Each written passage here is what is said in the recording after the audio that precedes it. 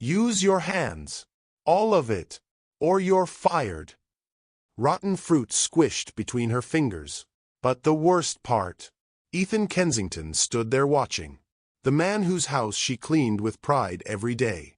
He just stood there in his expensive suit while his girlfriend forced Maya to scrub filth with her bare hands like an animal. Every second of silence was a choice. Rose's heart broke with each handful of trash, but what happened next was so shocking it left everyone speechless. Welcome back to Eva's Stories. I have missed you all so much. Thank you for sticking around with me. I truly appreciate your love and support.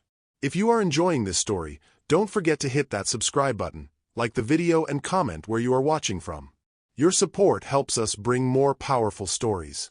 And trust me, you won't want to miss them. Now, let's continue. The morning sun painted Beacon Hill in gold as Ethan Kensington adjusted his navy tie in the mirror of his brownstone. At 32, he carried wealth like a second skin, comfortable, unnoticed, essential.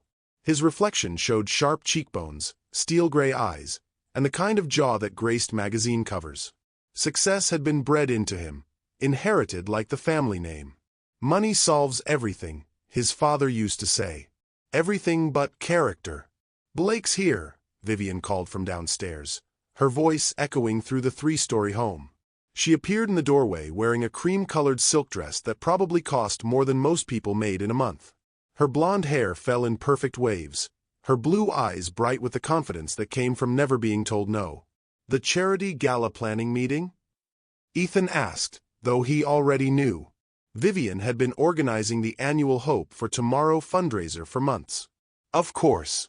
Though I still don't understand why we need so much staff for a simple dinner party.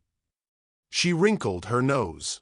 Speaking of which, that new cleaning woman better not break anything today.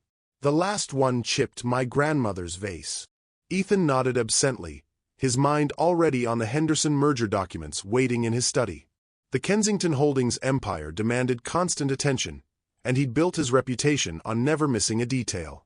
But when did I stop noticing the details that mattered?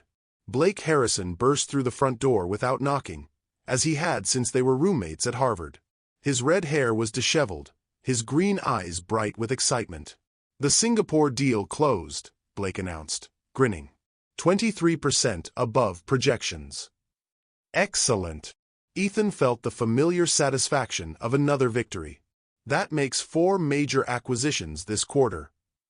And it means you can afford that ridiculous engagement ring you've been eyeing, Blake said, winking at Vivien. Vivien's face lit up. Ethan, you haven't. Not yet. Ethan smiled, though something felt hollow in his chest.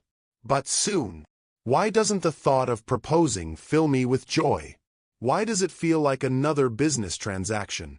2 miles away in Roxbury, Rose Benson laced up her white sneakers in the dim light of her studio apartment. The November chill seeped through the single-pane windows, but she couldn't afford to run the heat during the day. At 29, she carried herself with quiet dignity despite circumstances that would break lesser souls. Her reflection in the cracked bathroom mirror showed warm brown skin, kind dark eyes, and natural hair pulled back in a simple style. She wore the Navy uniform required by premier domestic services. Pressed, clean, professional. Pride lived in the small details she could control. Mama always said dignity isn't about what they pay you. It's about how you carry yourself. The commute to Beacon Hill took 47 minutes on 2 different buses. Rose used the time to study, her community college textbook balanced on her lap. Business administration. Night classes twice a week, when she could afford them. The dream of owning her own cleaning company felt both impossible and inevitable. 3 more semesters. Then I'll never have to clean another person's mess again. I'll hire others, pay them fair wages, treat them like human beings. Her phone buzzed with a text from Jenny Lou at the Golden Dragon Cafe. Saved you lunch. Come by when you can. Rose smiled. Jenny was one of the few bright spots in her week, always ready with a kind word and hot soup on cold days. Real friendship didn't depend on bank accounts. The Kensington brownstone loomed before her at 8:30 a.m. sharp. Rose had been cleaning there for 6 weeks, ever since Mrs. Fletcher next door recommended her to Vivien Ashford. The pay was good, when Vivien remembered to pay on time. The work was hard but honest. I've scrubbed worse places for worse people. At least the house is beautiful. Rose rang the service entrance bell, her supplies organized in the cart beside her. She took pride in her work, in leaving spaces cleaner than she found them. Every surface she touched became a small canvas for excellence. "You're exactly on time," Vivien said, opening the door. She wore yoga pants and a cropped sweater, her hair in a messy bun that probably took 20 minutes to achieve. "I have people coming over this afternoon, so I need everything perfect." "Yes, ma'am. I'll start with the main floor and work my way up." "And Rose." Vivien's voice carried that particular tone Rose had learned to recognize.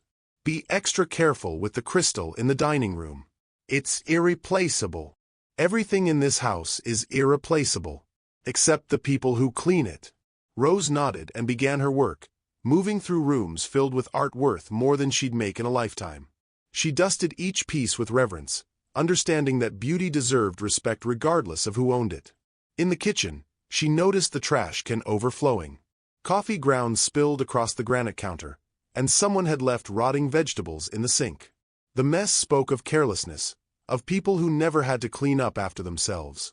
"I wonder what it's like to make a mess and know someone else will always clean it up." As she reached for the trash bag, Rose heard voices from the front hall. Mr. Kensington was home, along with his business partner and several other people. Their voices carried the confidence of those who owned the world. The trash bag was heavier than expected. As Rose lifted it from the can, the bottom gave way. Coffee grounds, eggshells, spoiled fruit, and kitchen scraps exploded across the pristine marble floor. The mess spread like shame, staining everything it touched. Rose's heart stopped. No, not today. Not with company here. She heard footsteps approaching and Vivien's sharp intake of breath. In that moment, Rose Benson, daughter, student, dreamer, became just another problem to be solved. "What have you done?" Vivien's voice cut like winter wind. And Rose knew, with the certainty of someone who had been poor her entire life, that this moment would change everything. The silence stretched like a taut wire ready to snap. Rose stared at the explosion of garbage across the marble floor, her reflection fractured in puddles of spilled coffee. Banana peels clung to the white baseboards. Crushed eggshells created a constellation of destruction across the stone. Vivien stood in the doorway, her face twisted with disgust. Behind her, the voices of Ethan's guests grew louder. The charity gala planning committee had arrived early, their designer heels clicking against hardwood as they approached. "I cannot believe this," Vivien hissed. "Look what you've done to my floor." Rose's hands shook as she knelt beside the mess. "I'm so sorry, Miss Ashford. The bag must have had a tear. I'll clean this up right away." "You'll clean it up?" Vivien's voice rose an octave. "With what? Your mop. That disgusting water you use. I have cleaning supplies in my cart. I can get the floor spotless in 15 minutes. 15 minutes? Vivien laughed, the sound sharp as breaking glass. I have the mayor's wife coming through that door any second. I have photographers arriving to document our planning session for Boston Magazine. And you want to splash dirty mop water around my foyer?" Rose reached for a paper towel from her supplies, but Vivien's hand shot out, stopping her. "No. No cleaning supplies. No mop. No towels." Rose looked up, confusion clouding her dark eyes. "Ma'am, you made this mess with your carelessness. You'll clean it with your hands. Every piece. Every drop. That's what I pay you for, isn't it?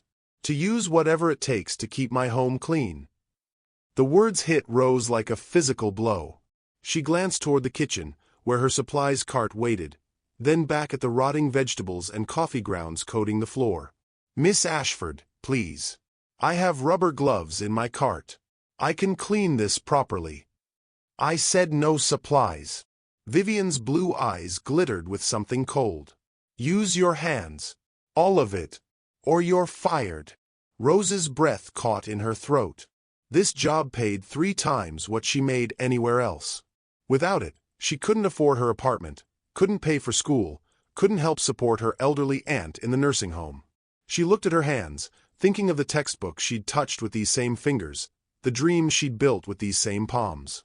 Dignity isn't about what they pay you, but survival trumped dignity. It always had. Rose knelt and began picking up the larger pieces of garbage with her bare hands. A moldy orange peel squished between her fingers. Coffee grounds stuck under her nails. The smell of rotting vegetables filled her nose as she worked, piece by degrading piece. "That's better," Vivien said, her voice carrying satisfaction. "Much better." From the living room came the sound of the front door opening. Mrs. Catherine Wells, the mayor's wife, entered with her usual entourage. Her voice carried clearly as she greeted someone. "Vivien, darling, how lovely to see you. I hope we're not too early." "Not at all," came Vivien's reply, suddenly sugar-sweet. "We're just handling a small domestic issue. Nothing that can't be managed." Rose's cheeks burned with shame as she gathered handfuls of soggy coffee grounds. This was what she'd become in Vivien's eyes. A domestic issue. A problem to be managed. Blake Harrison appeared in the kitchen doorway, his red hair catching the afternoon light. His green eyes widened as he took in the scene. Rose on her knees in garbage, Vivien standing over her like a plantation overseer. "Jesus. Vivien. What happened here?" "Just a clumsy accident," Vivien said smoothly. "Nothing that can't be fixed with the right approach." Blake's face registered something Rose couldn't quite read. Discomfort. Disgust. She couldn't tell if it was directed at the mess or the method of cleaning it. "Maybe we should get some cleaning supplies," Blake suggested. "Absolutely not. She needs to take responsibility for her mistakes. That's how people learn." Rose's hands moved mechanically, scooping up debris while her mind screamed protests she couldn't voice. Each handful of trash felt like another piece of her dignity stripped away. But she needed this job. She needed the money. She needed to survive. The front door opened again. More voices filled the hallway. The charity committee members were arriving for their meeting, their laughter bright and carefree. Rose could hear them complimenting the house, admiring the artwork, discussing their plans to help the less fortunate at their upcoming gala. The less fortunate. That's me. I'm the less fortunate they're planning to help, and here I am, cleaning their garbage with my bare hands. "Vivien." Mrs. Fletcher's voice drifted from the front hall. The elderly neighbor had arrived with her usual punctuality. "I hope I'm not interrupting." "Mrs. Fletcher." Perfect timing. "We were just finishing up a small matter." Rose heard the click of heels approaching. Mrs. Fletcher appeared in the kitchen doorway, her gray hair perfectly styled, her kind eyes taking in the scene. Those eyes, which had always held warmth when they looked at Rose, now filled with something else. Horror. "Oh my," Mrs. Fletcher whispered. "Nothing to worry about," Vivien said quickly. "Just a minor accident being properly addressed." Mrs. Fletcher's gaze moved from Rose to Vivien, then to Blake, who shifted uncomfortably. "I see." Rose's hands were black with coffee grounds now, sticky with fruit juice, reeking of decay. She avoided Mrs. Fletcher's eyes, focusing on the task at hand. Just get through this. Just survive this moment. "Perhaps," Mrs. Fletcher said carefully, "we could provide some proper cleaning materials?" "That won't be necessary," Vivien replied, her voice firm. "This is a matter of personal responsibility." Rose heard footsteps on the stairs. Heavy, masculine, measured. Ethan Kensington was coming down from his study, probably drawn by the voices. Rose's stomach clenched tighter. Bad enough to be humiliated in front of Blake and Mrs. Fletcher. But her employer? The man who signed her paychecks? What's all the commotion? Ethan's voice carried from the hallway. Rose kept her head down, focusing on gathering the last of the large pieces. Maybe if she stayed quiet, stayed invisible, this nightmare would end. "Nothing important," Vivien called back. "Just dealing with some hired help issues." Hired help issues. The words cut deeper than anything else. Rose wasn't even a person in Vivien's vocabulary. She was an issue. A problem. A thing to be managed. Ethan's footsteps approached the kitchen. Rose could see his expensive leather shoes come into view, stopping at the edge of the mess. Italian leather, probably handmade, probably worth more than she made in a month.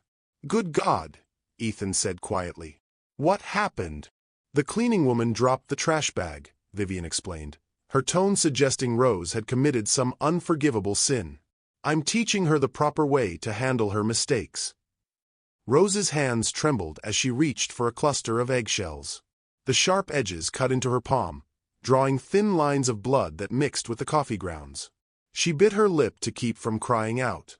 Vivien, Ethan said, his voice strange. She's bleeding. She'll be fine. Won't you, Rose? You're tougher than you look. Rose nodded without looking up, because what else could she do? Agree or lose her job. Submit or starve. The choice wasn't really a choice at all. But something was building in the room. She could feel it in the silence that followed Ethan's observation. A tension that hadn't been there before. Blake shifted from foot to foot. Mrs. Fletcher made a small sound of distress. And Ethan Kensington, billionaire heir to a shipping fortune, stood perfectly still, watching a woman bleed while cleaning garbage with her bare hands in his kitchen. Rose gathered the last of the visible debris, her hands full of rot and shame. But there were still coffee grounds ground into the marble, still stains spreading across the pristine floor. She would need to crawl across the stone, using her palms to scrub, her fingers to dig into every crevice. The floor still needs attention, Vivien observed. You can't leave it half-finished. Rose looked at the marble expanse before her, then at her dirty, bleeding hands.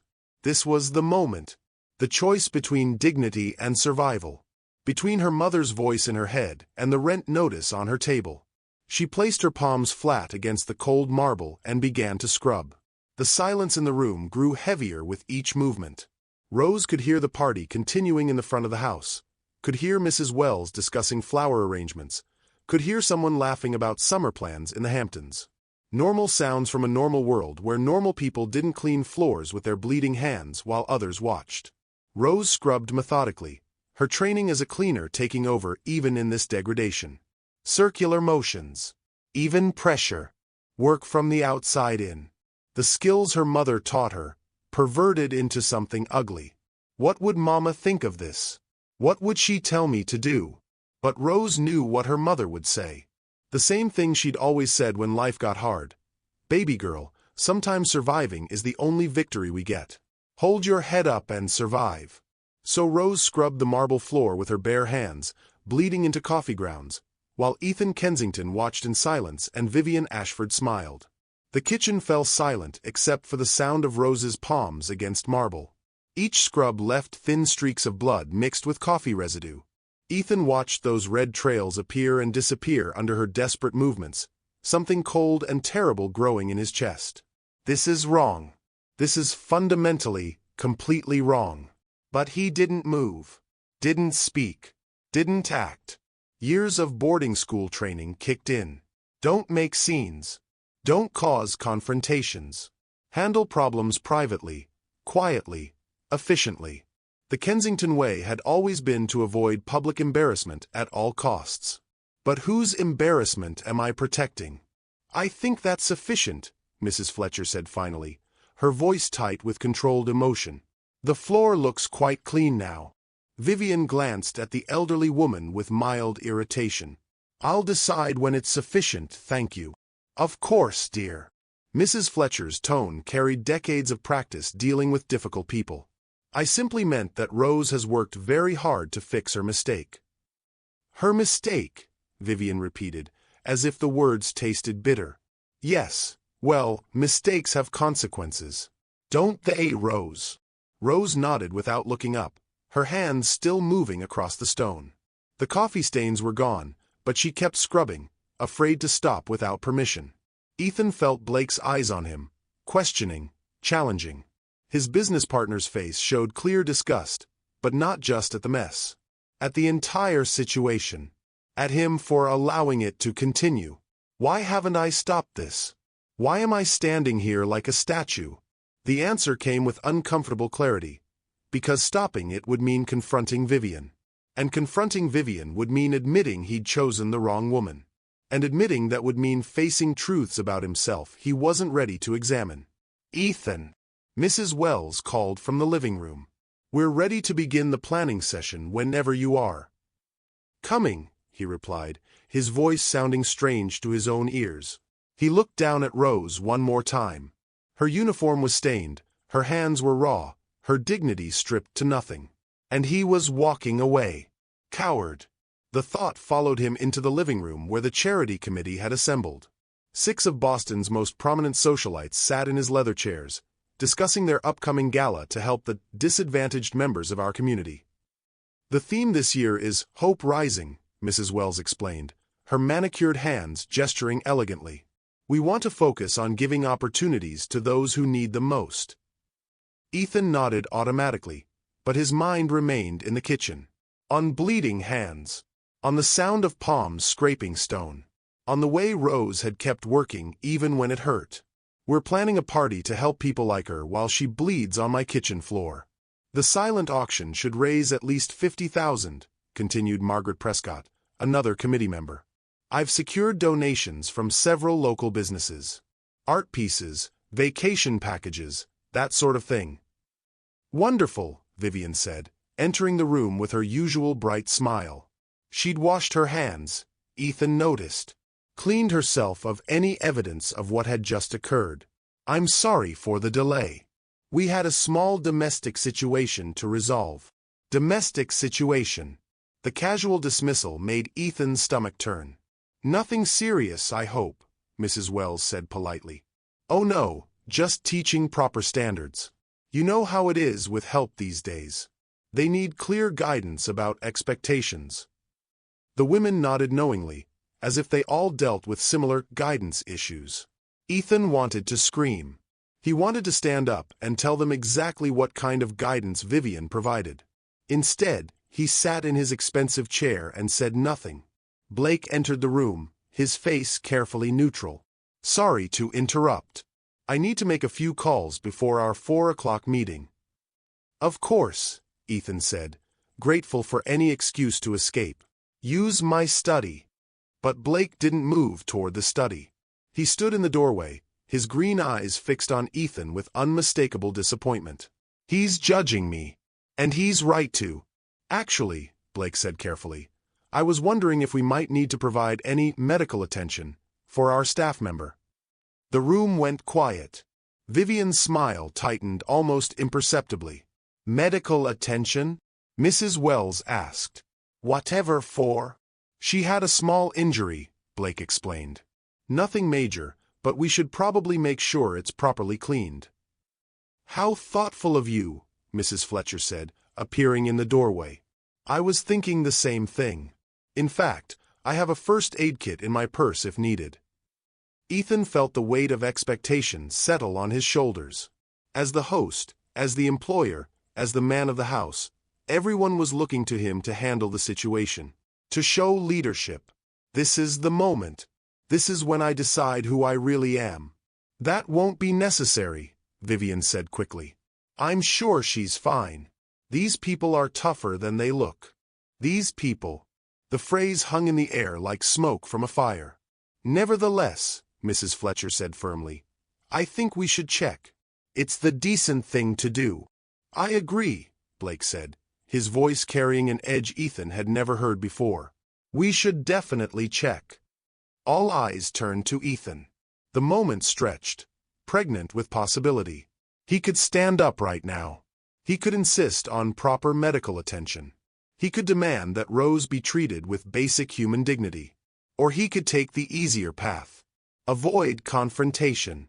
Keep the peace. Maintain the status quo. "What kind of man am I?" "Vivien's right," he heard himself say. "I'm sure she's fine. These minor workplace incidents happen. We shouldn't make a big deal out of it." The words felt like ash in his mouth, but he'd said them. Chosen safety over courage. Comfort over conscience. Blake's face went very still. Mrs. Fletcher's lips pressed into a thin line. Even Mrs. Wells looked uncomfortable. "Well then," Mrs. Wells said after a moment, "perhaps we should continue with our planning." The meeting resumed, but the energy had changed. Conversations felt forced. Laughter felt hollow. Everyone was thinking about the woman in the kitchen, about the blood on marble, about the choices they'd all made in the last hour. Ethan participated mechanically, approving budgets and vendor selections while his mind churned with self-loathing. He'd had his moment to be the man he thought he was, and he'd failed completely. But it's just a job for her. She gets paid well. This one incident doesn't define everything. Even as he thought it, he knew he was lying to himself. Making excuses. Rationalizing cowardice. In the kitchen, Rose finished cleaning the floor and began packing her supplies. Her hands shook as she loaded bottles into her cart, the cuts on her palms burning with each movement. The humiliation sat in her chest like a stone, heavy and immovable. I need this job. I need this money. I can survive this.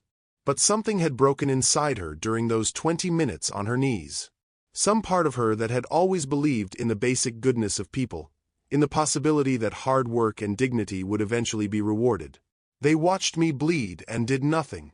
They're in there right now planning a charity event to help people like me, and they watched me bleed. She thought about her aunt in the nursing home, about the tuition payment due next month, about the stack of bills on her kitchen table. All of it depended on this job, on her ability to swallow pride and endure whatever came next. But how much can one person endure? From the living room came the sound of laughter. Someone had made a joke about flower arrangements, and the committee found it hilarious. The sound felt obscene after what had happened. Rose wheeled her cart toward the service entrance, moving as quietly as possible. She didn't want to see any of them again today. Didn't want to face their eyes, their smiles, their casual dismissal of her humanity. But as she reached for the door handle, she heard footsteps behind her. Rose! Blake's voice was soft, careful. Wait! She turned reluctantly, expecting another lecture about being more careful, about taking responsibility for mistakes. Instead, Blake extended a small white envelope. This is from me, not from Ethan or Vivien. It's not much, but it should cover any medical expenses you might need. Rose stared at the envelope, afraid to touch it. Kindness felt almost more dangerous than cruelty right now. At least with cruelty, she knew where she stood. I don't need charity, she said quietly. It's not charity. It's an apology. From someone who should have done more to stop what happened. Their eyes met for a moment, and Rose saw genuine remorse there. It was something, at least. Not enough, but something. Thank you, she said, taking the envelope. Rose! Blake hesitated. What happened today? That's not normal. That's not how people should treat each other. But it is normal for people like me. This is exactly how the world works. I understand, Rose said instead. Do you? Because I'm not sure I do. I'm not sure I understand how we all just stood there and watched. Rose looked toward the living room, where the charity planning continued. Where people who would spend thousands of dollars to help the disadvantaged had just watched one of them bleed on a kitchen floor. Some people matter, she said simply. And some people don't. That's just how it is. Blake flinched as if she'd slapped him. It doesn't have to be, doesn't it? But Rose was too tired to argue with naive optimism. She nodded politely and left through the service entrance, stepping out into the November cold. Behind her, the charity planning session continued. In front of her, the bus stop waited with its hard bench and unpredictable schedule. Around her, the city moved with its usual indifference to individual suffering. And somewhere in the space between dignity and survival, Rose Benson began to understand that this job was going to cost her more than she'd ever imagined. Inside the house, Ethan excused himself from the meeting and climbed the stairs to his study. He closed the door behind him and stood at the window, looking out at Beacon Hill's tree-lined streets. I am not the man I thought I was. The realization sat heavy in his chest, immovable as granite. He'd built his entire identity around being decent, fair, better than his father's generation. But when it mattered, when decency required courage, he'd chosen silence. And tomorrow I have to face myself in the mirror. Tomorrow Rose would return to clean his house. Tomorrow Vivien would smile and plan their future. Tomorrow Blake would look at him with disappointment barely hidden behind professional courtesy. But right now, in this moment, Ethan Kensington sat alone with the knowledge that he was exactly the kind of man he'd always despised. Rose almost didn't come back. She'd stood at the bus stop for 20 minutes, Blake's envelope heavy in her pocket, watching 3 buses pass without boarding. Her aunt's nursing home bill sat unpaid on her kitchen table. Her community college tuition was due in 6 days. The math was brutal and simple. She needed this job, no matter the cost to her soul. One more day. Just survive one more day. The Beacon Hill morning was gray and bitter, matching her mood perfectly. Rose rang the service bell at exactly 7:30 a.m., her supplies cart organized with military precision. If she was going to endure this job, she would do it with the professionalism her mother had taught her. No answer. She rang again, checking her watch. Vivien was usually awake by now, coffee in hand, ready with the day's list of impossible expectations. The silence felt ominous. The front door opened suddenly, startling her. Ethan Kensington stood there in gray sweatpants and a white t-shirt, his hair disheveled, his eyes rimmed with red. He looked like he hadn't slept. Good. Maybe his conscience kept him awake. "Rose," he said, her name coming out strange and careful. "You came back." Did he expect me not to? Did he think one day of humiliation would be enough to make me quit? "Yes, sir." "Where would you like me to start today?" Something flickered across his face. Pain, maybe. Or disappointment that she wasn't acknowledging what had happened yesterday. What did he want? Tears? Accusations? "I can't afford either." "Vivien's not here," he said after a moment. "She left early this morning for New York. Gallery opening with friends. She won't be back until Sunday." Rose processed this information carefully. No Vivien meant no immediate threat of humiliation, but it also meant being alone in the house with a man who'd watched her bleed and done nothing to stop it. "Should I come back when she returns?" "No." The word came out too quickly, too sharp. Ethan caught himself. "I mean, the house still needs cleaning. And I'll be working from home today, so someone should be here." Rose nodded and moved toward the service entrance, but Ethan stopped her with a gesture. "Use the front door," he said. "There's no reason for you to go around back." "Since when?" Vivien always insisted on the service entrance. But Rose wasn't about to argue with anything that made her job easier. She followed him through the foyer, noting how he carefully avoided looking at the spot where she'd scrubbed yesterday. "Coffee?" he asked suddenly. "I was just making some." Rose blinked in surprise. In 6 weeks of working here, no one had ever offered her coffee. Or anything else, for that matter. "No thank you, sir. I should get started." "Ethan," he said. "You can call me Ethan." "No, I can't. That's not how this works. I prefer to keep things professional, Mr. Kensington." He flinched slightly at the formal address, and Rose felt a small, petty satisfaction. If he wanted to ease his conscience with coffee offers and first names, he'd have to work harder than that. "The usual rooms?" she asked, pulling on her cleaning gloves. The cuts on her palms stung as the rubber stretched over them. "Actually," Ethan said, watching her wince, "maybe you could start with my study today. It's been neglected." Rose followed him up the stairs, hyper-aware of his presence behind her. The study was a masculine space filled with dark wood and leather, law books and financial journals. It smelled like expensive cologne and old paper. This is where he makes his money. Where he decides which companies to buy and which people to destroy. "I'll be working on the computer," Ethan said, settling behind a massive oak desk.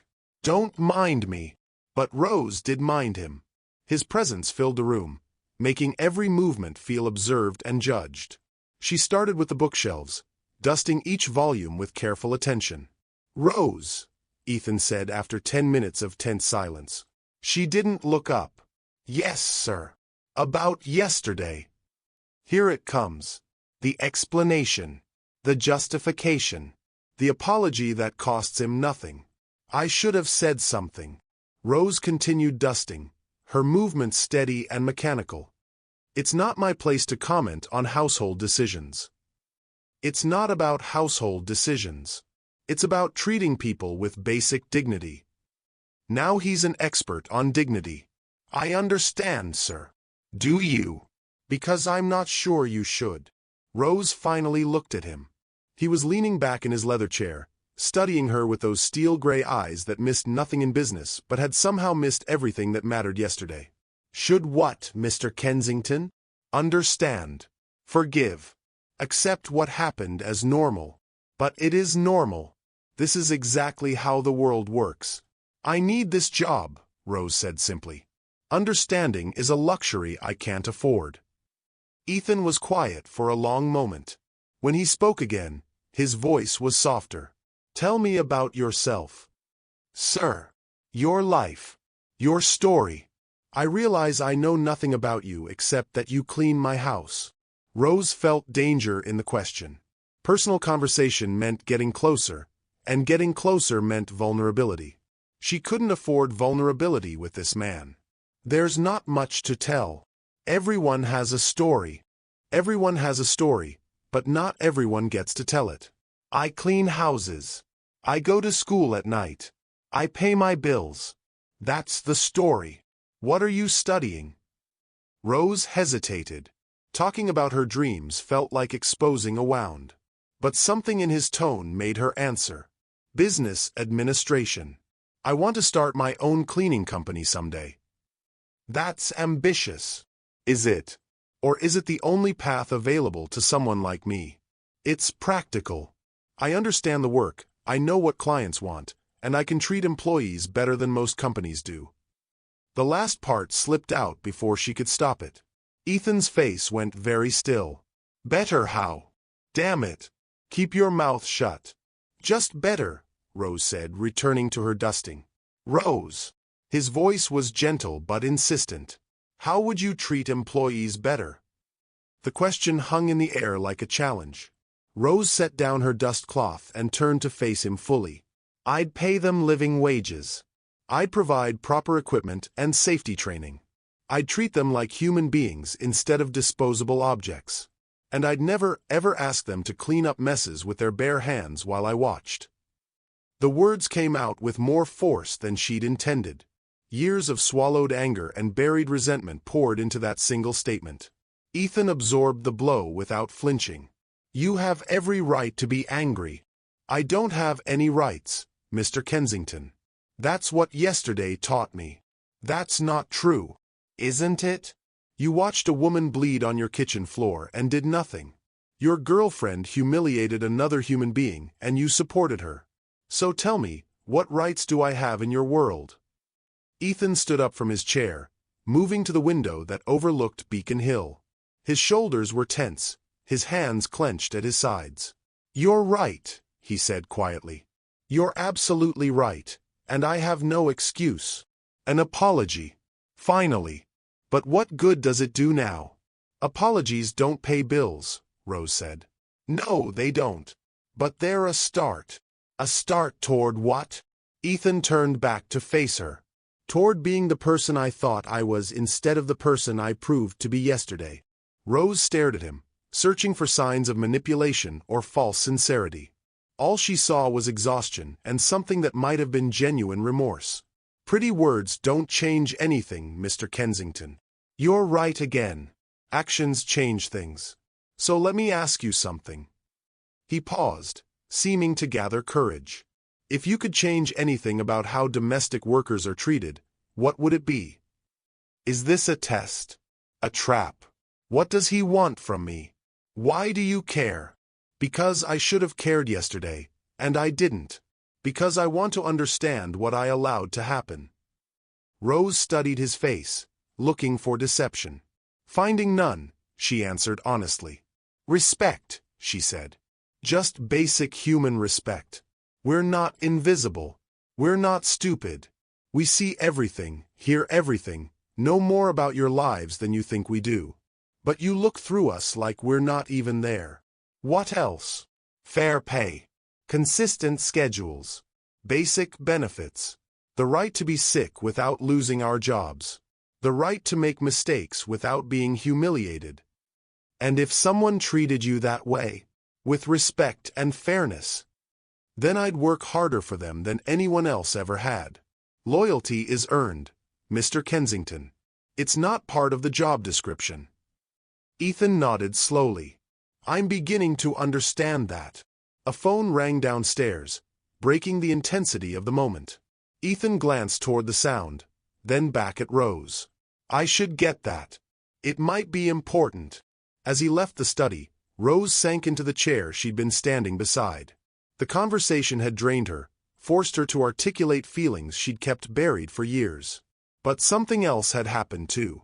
For the first time since she'd started this job, someone had actually listened to her answers. Don't trust it. Don't trust him. Rich men don't suddenly develop consciences overnight. But as she returned to her cleaning, Rose couldn't shake the feeling that something fundamental had shifted in this house. Whether that shift would help her or hurt her remained to be seen.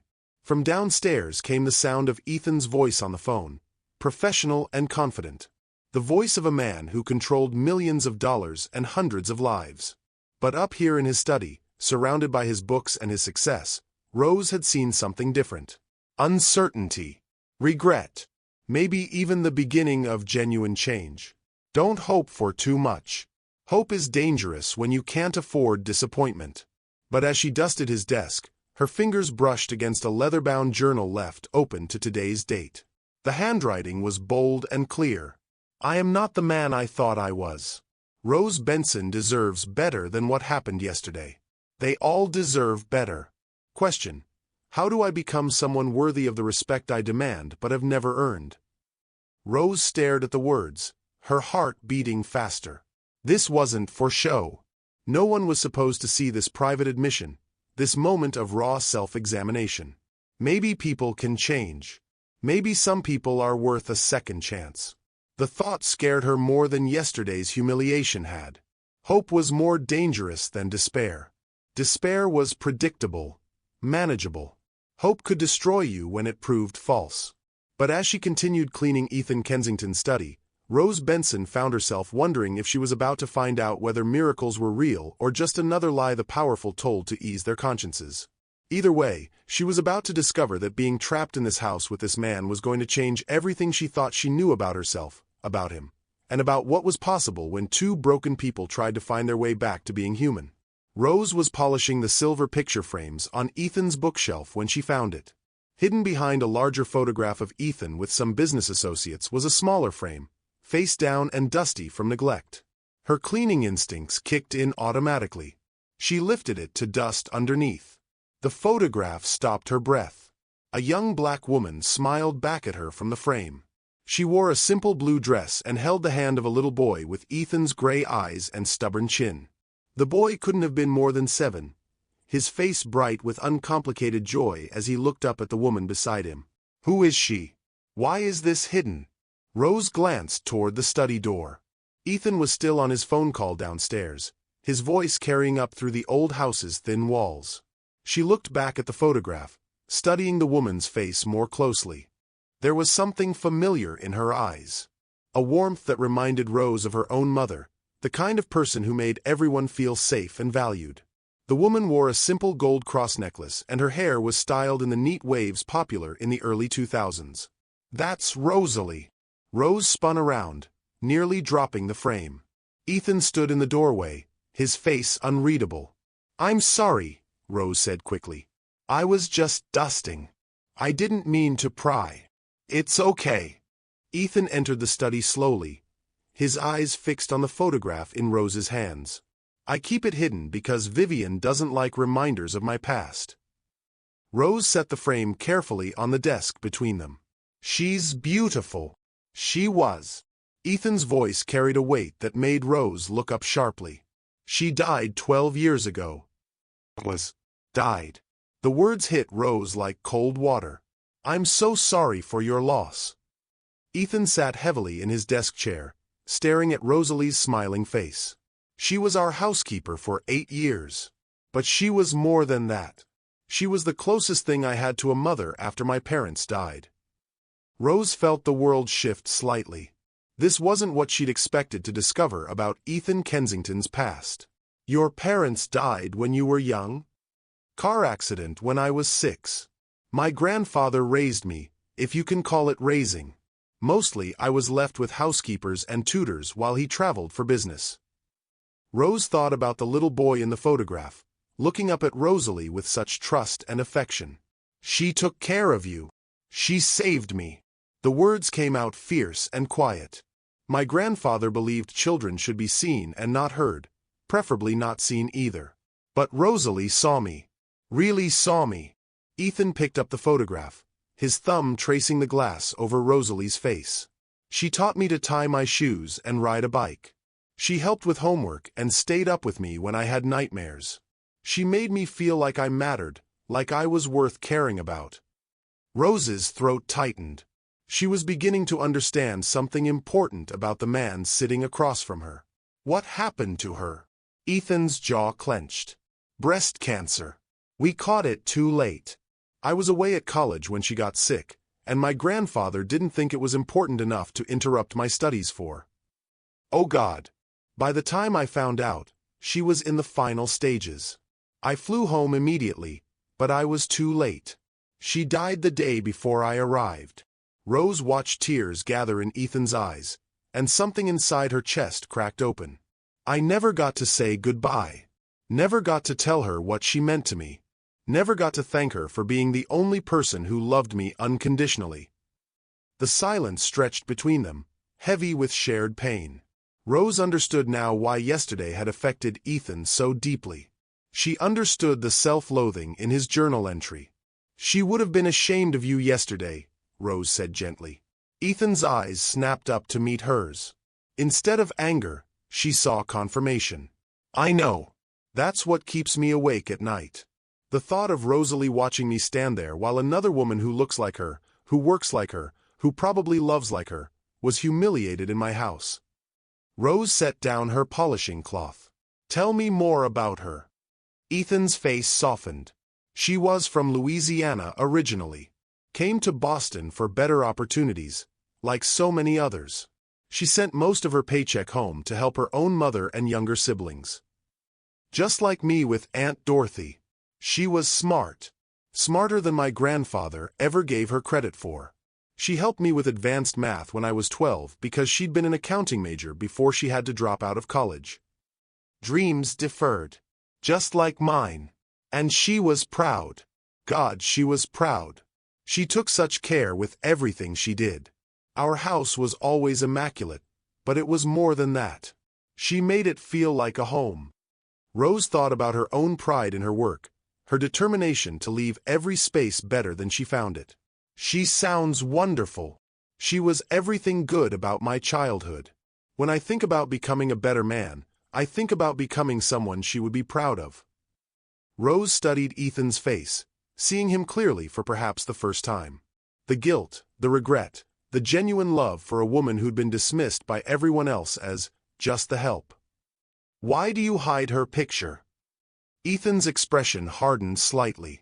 Vivien thinks it's inappropriate to display photographs of former staff. She says it's sentimental and unprofessional. Of course she does. But you kept it. I could never throw it away. She's the only mother I ever really knew. Rose felt tears prick her own eyes. She thought about her own mother, who'd worked 2 jobs to keep them afloat, who died when Rose was 23, leaving her alone in the world except for Aunt Dorothy. My mother cleaned houses too, Rose said softly. Ethan looked up, surprised by the admission. She taught me that honest work had dignity, no matter what people thought. She said that making someone's life cleaner and more beautiful was a gift, even if they didn't appreciate it. What happened to her? Heart attack. She was working a double shift at the hospital, cleaning the maternity ward. She always said babies deserved the cleanest, safest place to come into the world. Rose's voice caught slightly. She collapsed while mopping the floor. Died doing the work she believed in. Ethan was quiet for a long moment. I'm sorry. She would have liked Rosalie, I think. They understood something about dignity that people born with money never learn. Which is? Rose met his eyes directly. That your worth as a human being has nothing to do with what you own or where you were born. It's about how you treat people who can't do anything for you. The words hung in the air like a challenge. Ethan absorbed them, nodding slowly. Rosalie tried to teach me that. I thought I'd learned it, But yesterday proved I hadn't. Maybe, Rose said carefully, yesterday was when you finally started learning. Ethan looked at her with something like surprise. You could forgive me. After what I allowed to happen. Rose thought about the question seriously. I don't know yet. Forgiveness isn't something you give once and forget about. It's something you choose every day, and it has to be earned. How do I earn it? That's the right question. Finally. By becoming the man Rosalie thought you could be. Ethan picked up the photograph again, studying the little boy who'd once been unconditionally loved.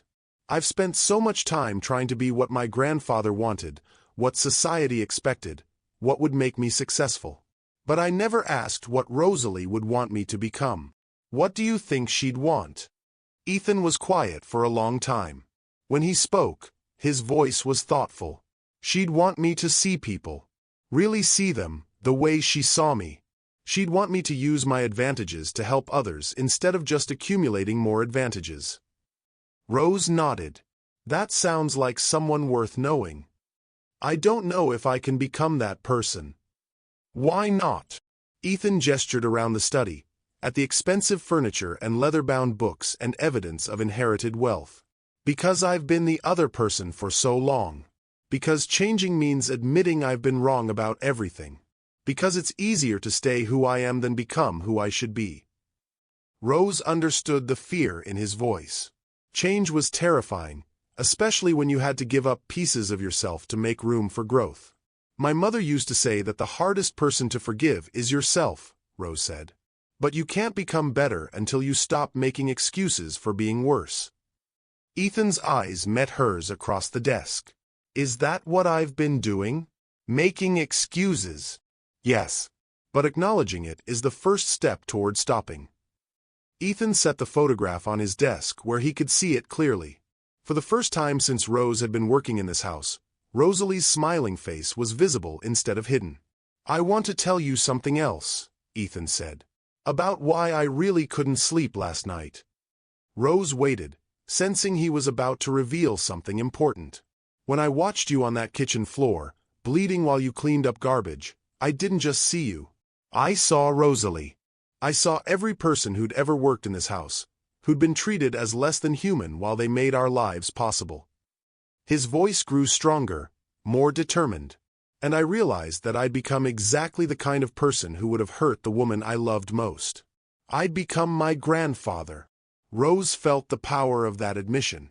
She understood now why yesterday had broken something in him, why her pain had forced him to confront truths he'd been avoiding. But you're not your grandfather, she said.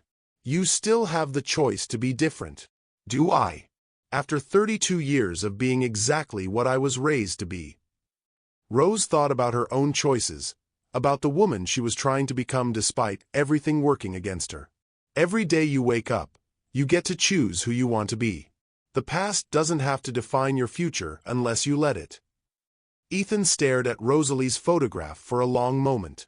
When he looked back at Rose, something had changed in his expression. Will you help me? He asked quietly. Help you what? Learn to see people the way Rosalie saw me. Learn to be someone worthy of the love she gave me. Rose felt her heart skip. This was dangerous territory, getting invested in this man's transformation. But looking at his face, seeing the genuine desire for change, she found herself nodding. I can try. But you have to promise me something. Anything. No matter how hard it gets, no matter how uncomfortable the truth is, you don't give up and go back to being who you were. Rosalie deserves better than that. Ethan extended his hand across the desk. I promise. Rose looked at his outstretched hand, clean and soft from a life of privilege, then at her own hands, still bearing the cuts from yesterday's humiliation. Slowly, she reached out and shook his hand. The moment their skin touched, something electric passed between them. Not romantic, not yet, but something deeper. Recognition. Understanding. The beginning of a connection that would change both their lives forever. Neither of them was ready to acknowledge what was happening between them. But in that handshake, with Rosalie's photograph watching over them, Rose Benson and Ethan Kensington began the difficult, dangerous, transformative work of seeing each other as fully human. And in that seeing, the first seeds of an impossible love began to grow. Rose arrived to find the front door already open. Ethan stood in the doorway holding 2 steaming coffee mugs, his gray eyes bright with something she hadn't seen before, genuine warmth. "Good morning," he said, extending one of the mugs. "I remembered you take it black." Rose paused on the front steps. Yesterday's conversation had shifted something between them, but accepting coffee felt like crossing another line entirely. "Thank you," she said, taking the warm ceramic. The coffee was good, better than the instant she made at home. "This is nice. Rosalie taught me how to make it. She said coffee was too important to rush." They stood there for a moment, both holding their mugs, uncertain how to navigate this new dynamic. Rose was still his employee, but they weren't quite the same people who'd met in his study yesterday. "I have a proposition," Ethan said. "If you're willing to hear it." Rose tensed slightly. Propositions from wealthy men rarely ended well for women in her position. "What kind of proposition?" "I want to understand what you do. Really understand it. Would you let me help you clean today?" Rose nearly choked on her coffee. "I'm sorry, what?" "I want to learn. I want to see what the work actually involves, what it takes to do it well." Ethan's face was earnest, almost eager. "Rosalie always said you couldn't appreciate something you'd never done yourself." "Mr. Kensington, you don't need to." "Ethan," he corrected gently. "And yes, I do need to. For my own understanding, if nothing else." Rose studied his face, looking for signs this was some elaborate joke or test. Finding none, she shrugged. "It's your house. If you want to clean it, that's your choice." "Where do we start?" Rose led him to her supplies cart, now parked in the front hall instead of hidden by the service entrance. She pulled out cleaning cloths, spray bottles, and a vacuum. "First rule," she said, falling into teaching mode. "Everything has an order. You start high and work down, inside to outside, dry cleaning before wet."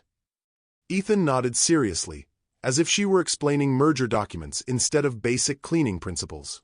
"Why?" "Because gravity works the same for dirt and dust as it does for everything else.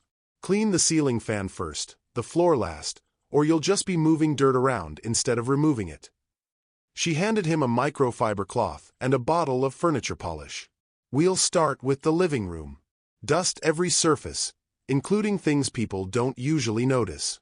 Picture frames, lamp bases, the backs of books." Ethan approached a mahogany side table like he was defusing a bomb. He sprayed the polish tentatively and began wiping in small, careful circles.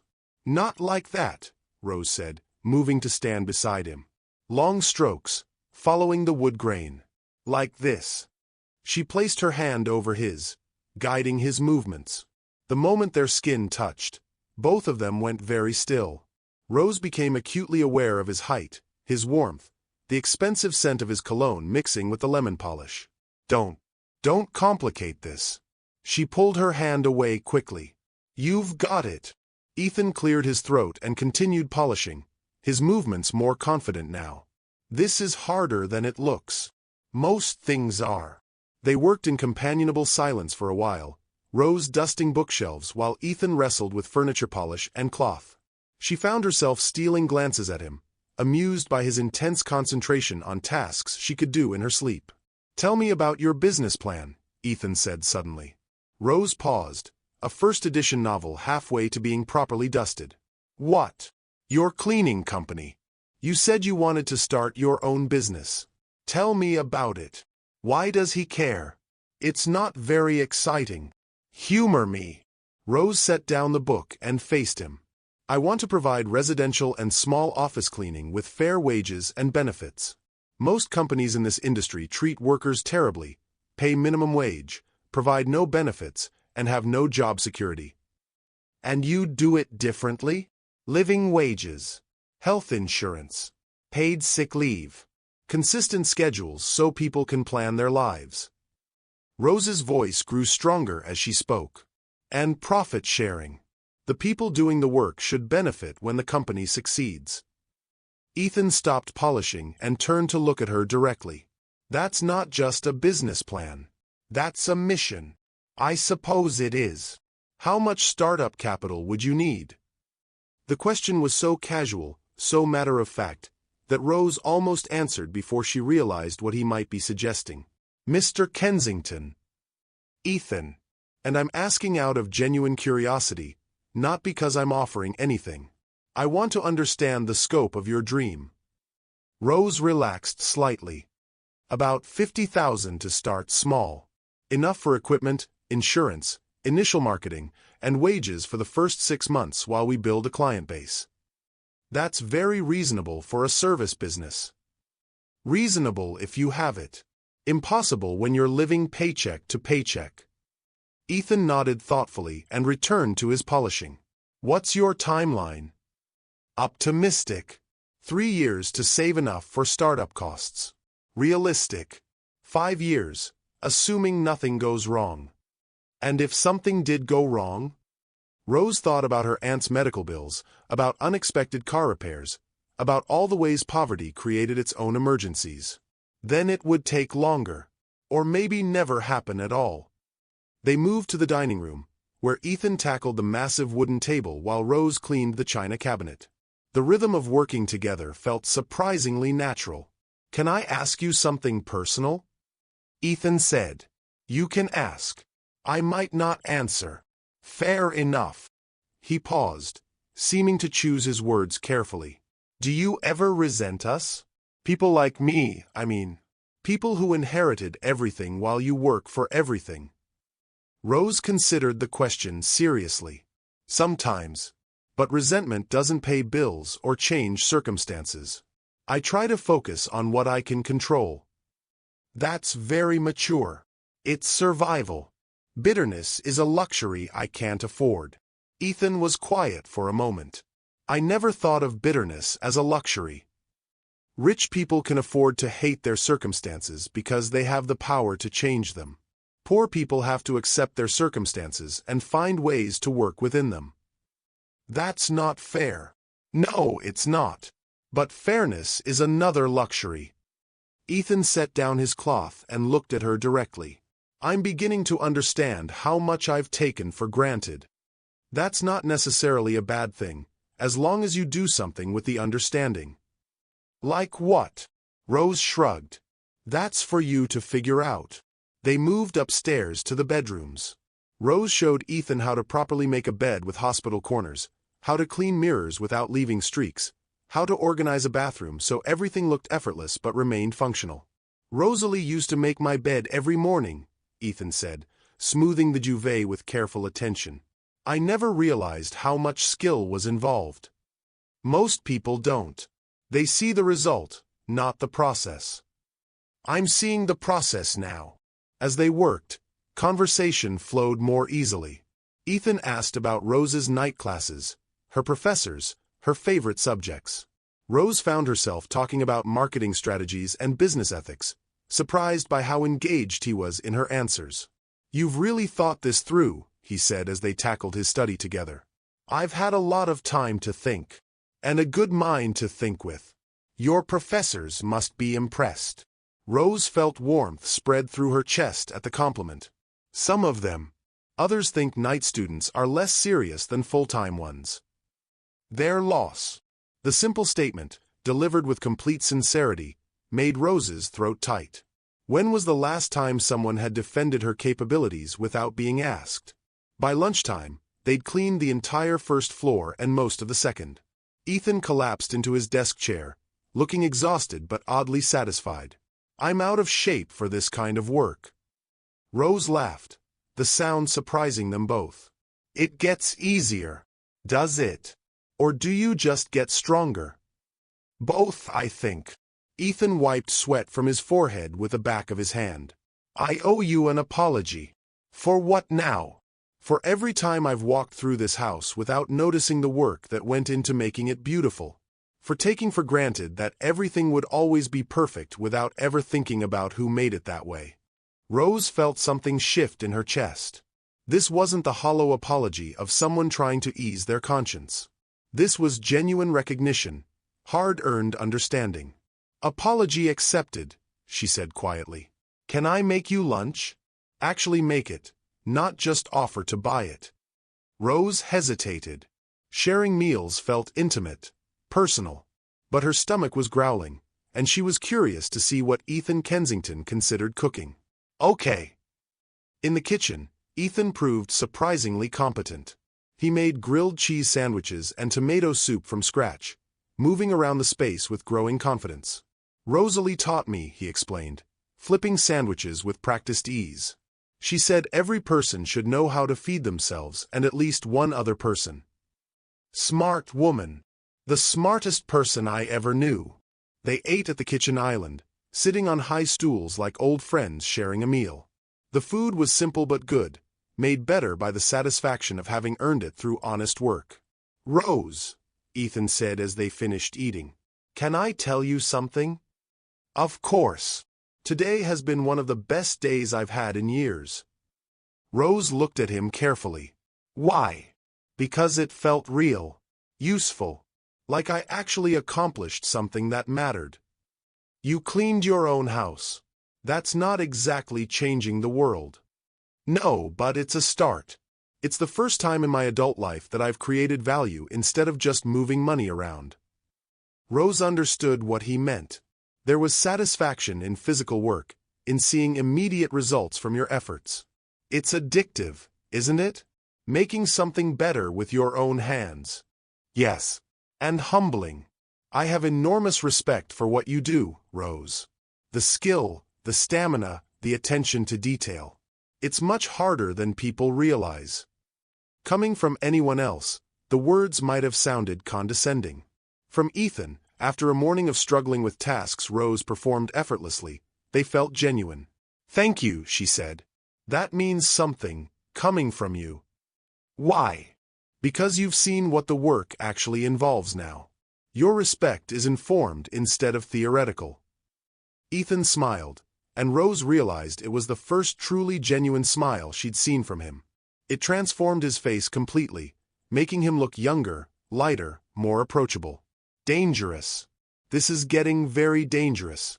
But as they sat in his kitchen, sharing simple food after honest work, Rose found she didn't care about the danger. For the first time in months, she felt seen, valued, understood. Not just as a pair of hands to clean his house, but as a person worth knowing. And when Ethan looked at her like that, with gratitude and growing admiration, Rose Benson began to understand that the impossible might just be possible after all. Rose was arranging fresh flowers in the front hall when she heard the key in the lock. Her stomach clenched with familiar dread. Vivien was back from New York, 3 days earlier than expected. The front door swept open, bringing with it the sound of expensive heels on marble and the sharp click of rolling luggage. Vivien Ashford entered like a storm system, her blonde hair perfectly styled despite travel, her blue coat probably worth more than Rose made in 6 months.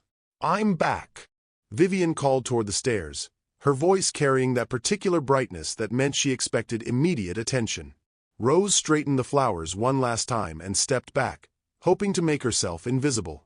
The past 2 days with Ethan had been different, better, almost magical. But Vivien's presence brought reality crashing back with brutal efficiency. Remember your place. Remember what this really is. Ethan appeared at the top of the stairs, his face carefully neutral. Over the past 2 days, Rose had learned to read his expressions, but right now he wore the same polite mask he'd shown the world before their conversations began. Vivien, you're early. I missed you too much to stay away, she said, dropping her purse on the hall table that Rose had just polished. And I have the most wonderful news. She spotted Rose then, her blue eyes taking in the scene with sharp intelligence. Rose felt exposed, as if Vivien could see every moment of connection, every shared laugh, every dangerous flutter of feeling that had grown between her and Ethan. Oh good, you're here, Vivien said to Rose, her tone suggesting she was an appliance that had better be functioning properly. I brought back several bags that need unpacking, and I'll need the guest room prepared. My mother is coming for dinner tomorrow. Yes, ma'am, Rose replied automatically. Vivien turned back to Ethan, who had descended the stairs with measured steps. She threw her arms around his neck, kissing him with possessive enthusiasm. I've been thinking about our future the entire trip, she said, loud enough for Rose to hear every word. About the wedding, about children, about the life we're going to build together.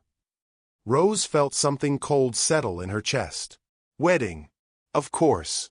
She'd known Ethan was with Vivien, had seen them together, but somehow the past 2 days had made her forget the reality of their situation. What did you think? That he would leave his perfect girlfriend for the cleaning lady? That fairy tales happen to people like you? We should talk about this privately, Ethan said, his voice strained. Why? There's nothing to hide. Vivien's smile was sharp as winter sunlight. Rose doesn't mind hearing about our plans, do you, Rose? It was a trap, and Rose knew it. Answer yes, and she'd seem presumptuous. Answer no, and she'd appear to be eavesdropping on personal conversations. It's not my place to have opinions about your personal life, Miss Ashford. Exactly right. You understand boundaries so well. The word boundaries carried extra weight, as if Vivien suspected those lines had been crossed somehow. Ethan's jaw tightened. Vivien. Oh, don't be so serious, darling. I'm just excited. She turned back to Rose with a smile that never reached her eyes. You can start with my luggage. And be extra careful with the garment bag. It contains my engagement party dress. Engagement party. Rose nodded and moved toward the suitcases, but Vivien's next words stopped her cold. Actually, before you do that, there's something we need to address. Rose's heart began to race. Had Mrs. Fletcher mentioned seeing her and Ethan working together? Had a neighbor reported something inappropriate? I received a very interesting call yesterday, Vivien continued, settling into the living room like a queen holding court. From my friend Catherine Wells. You remember Mrs. Wells, don't you, Rose? The mayor's wife. She was here during the garbage incident. Yes, ma'am. She told me the most fascinating story about what she witnessed here on Wednesday afternoon. Vivien's voice was honey over broken glass. Something about you making quite a mess and then cleaning it up in a rather unusual manner. Rose felt heat flood her cheeks. She glanced at Ethan, who had gone very still. It was an accident, ma'am. The trash bag tore. Oh, I'm not concerned about the accident. Accidents happen. I'm concerned about what Mrs. Wells observed afterward. What could she have observed? I cleaned it up exactly the way Vivien demanded. She said, Vivien continued, that she saw you and my fiancé having quite an intimate conversation in his study later that day. And then again on Thursday morning, she noticed you using the front door instead of the service entrance. Rose's mouth went dry. Mrs. Wells lived next door with a clear view of the front of the house. She would have seen Rose arriving with Ethan waiting for her, coffee in hand. And this morning, Vivien's voice grew colder. She mentioned seeing Ethan working alongside you. Through the windows. Like some kind of domestic partnership. The silence in the room was deafening. Rose could hear her own heartbeat, could feel Ethan's tension radiating across the space. Is there something you'd like to tell me, darling? Vivien asked Ethan, her tone deceptively sweet. Ethan cleared his throat. Rose is an excellent employee. I was simply observing her work methods to better understand household management. Lie. It was so much more than that, and we both know it. How wonderfully hands-on of you, Vivien said. And Rose, do you have anything to add? This was the moment. Rose could tell the truth about the past 2 days, about the connection growing between her and Ethan, about the way they'd looked at each other over lunch yesterday. She could admit that boundaries had been crossed, that feelings had developed, that everything had changed. Or she could protect herself. Protect her job. Protect the fragile hope she'd built over the past few days. Mr. Kensington was very thorough in his evaluation of my work, Rose said carefully. I believe he was satisfied with my performance. It was a safe answer, technically true, completely inadequate. Vivien studied Rose's face with the intensity of a prosecutor examining a hostile witness. I'm sure he was satisfied. The question is whether his satisfaction was appropriate. Vivien, that's enough, Ethan said, his voice sharp. Is it? Because Mrs. Wells seemed to think there was something rather cozy about the whole arrangement. 2 people working so closely together, sharing meals, having long conversations. She knows. Somehow, she knows everything. Rose felt the walls closing in. Every moment of connection, every shared laugh, every dangerous flutter of possibility was about to be twisted into something sordid and shameful. "There's nothing inappropriate happening here," Ethan said firmly. "Isn't there?" Vivien turned to Rose with predatory focus. "Tell me, Rose, do you often eat meals with your other employers?" "No, ma'am." "Do you usually have personal conversations about their childhoods and family histories?" Rose's stomach dropped. How could Vivien know about their conversations? Unless Ethan told her. Unless this whole thing was some kind of test or game. Rose started, then stopped. There was no good answer. "Because that seems rather intimate for a professional relationship," Vivien continued. Almost as if someone had forgotten their place in this household. The words hit Rose like physical blows. Forgotten her place. As if the past 2 days of genuine connection, of mutual respect, of growing feelings had been nothing but delusion on her part. "Rose knows her place," Ethan said quietly. "Does she? Do I?" Rose looked at Ethan, searching his face for some sign of the man who'd worked beside her, who'd listened to her dreams, who'd looked at her like she mattered. Instead, she saw carefully constructed neutrality, the same expression he'd worn when he'd watched her bleed on his kitchen floor. He's choosing her. Of course he's choosing her. What did you expect? "I'm glad to hear it," Vivien said, satisfied. "Because I'd hate for there to be any confusion about the nature of relationships in this house." She moved closer to Ethan, slipping her arm through his with possessive certainty. "Especially now that we're planning our engagement party. I've been thinking December 15th would be perfect. Right here in this house, with all our friends and family celebrating our future together." Rose felt something die inside her chest. December 15th was less than a month away. Whatever she'd imagined was growing between her and Ethan would be officially ended in 4 weeks. "That's very soon," Ethan said, his voice strained. "I know. Isn't it exciting? I can't wait to be Mrs. Kensington." Vivien turned back to Rose with triumph gleaming in her eyes. "You'll be working that evening, of course. We'll need extra help for such an important event. I hope you understand how significant this is for our family." Our family. Not his family. Theirs. A unit that explicitly excluded Rose and everyone like her. "Of course, ma'am. I understand perfectly." And Rose did understand. She understood that the past 2 days had been an aberration, a brief moment when she'd forgotten the fundamental rules that governed her world. Rich men didn't fall in love with their cleaning ladies. Fairy tales didn't happen to women who scrubbed floors for survival. Wonderful. Now, about my luggage. As Rose moved toward the expensive suitcases, she caught Ethan's eye for one brief moment. She saw anguish there, regret, maybe even the ghost of what might have been. But she also saw resignation. He wasn't going to fight for her.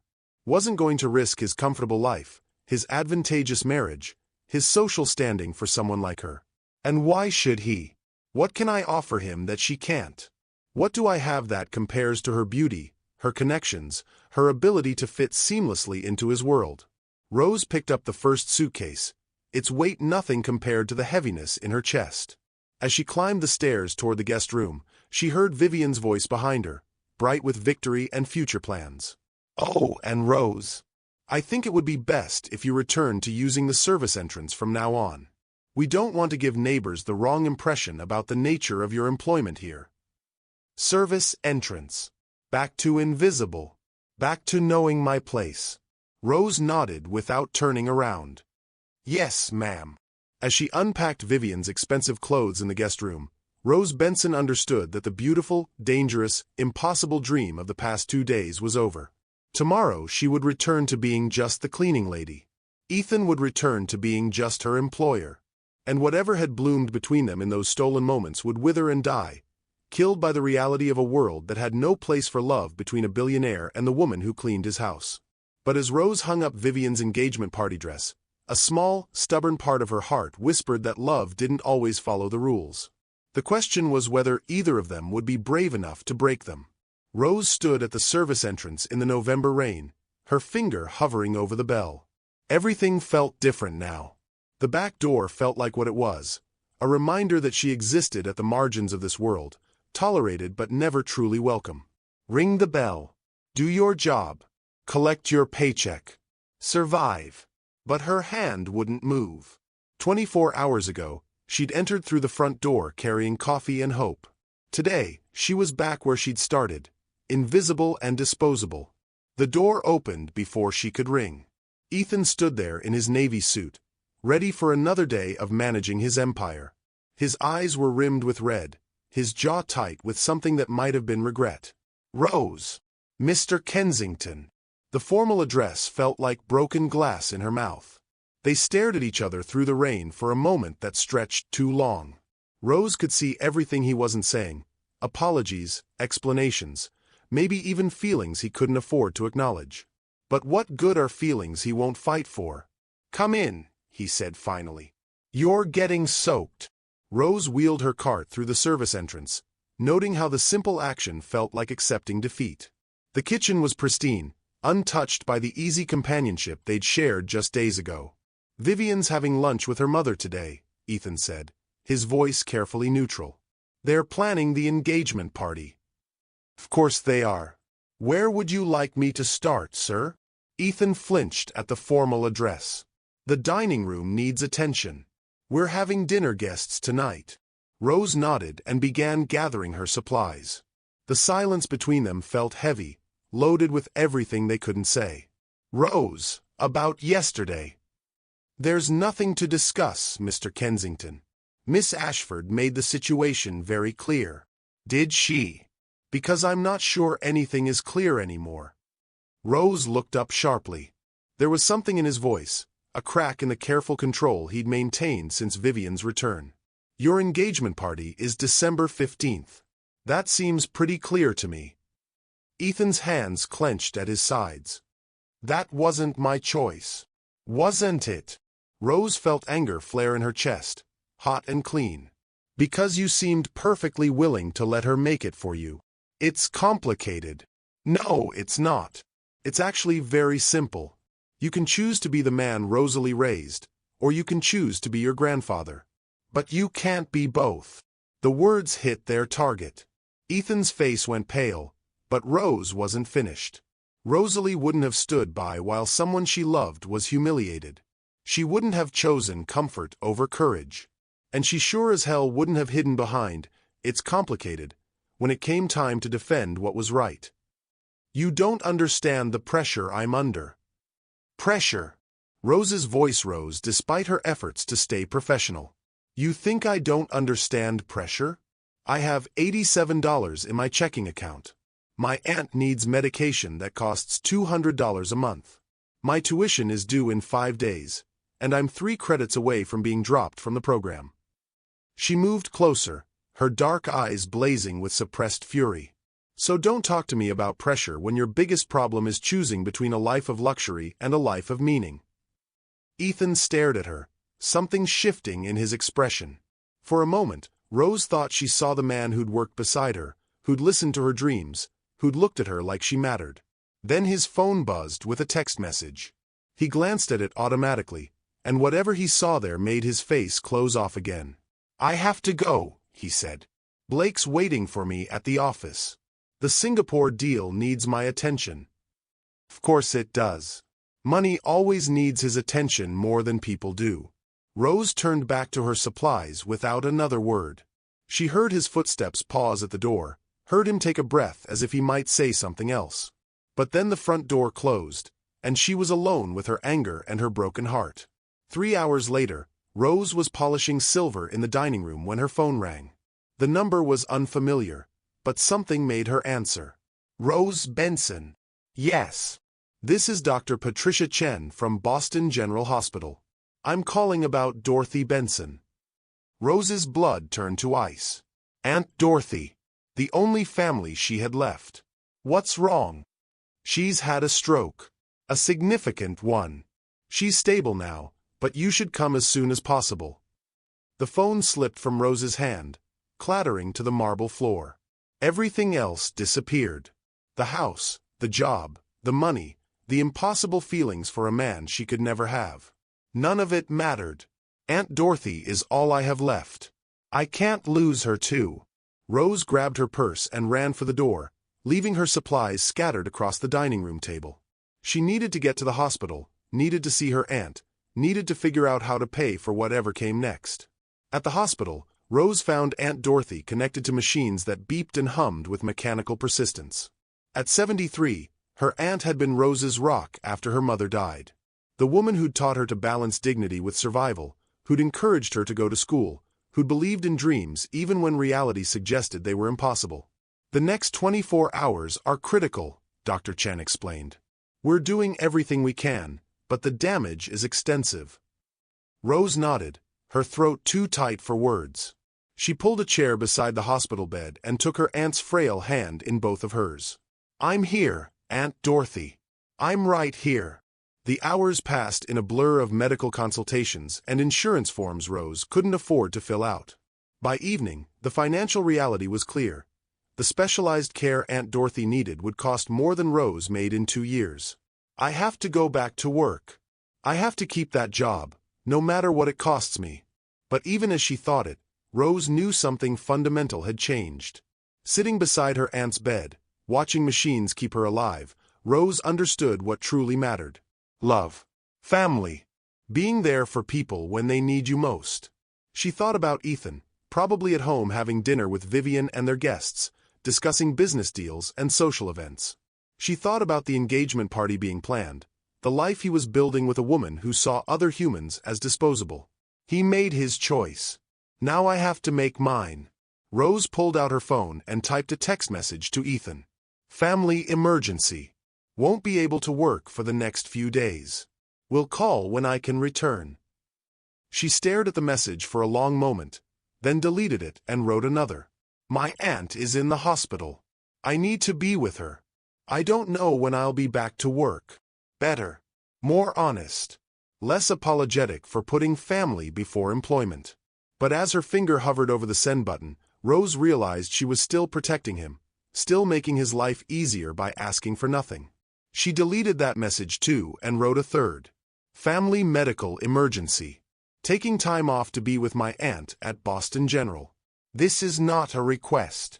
Rose hit send before she could second-guess herself again.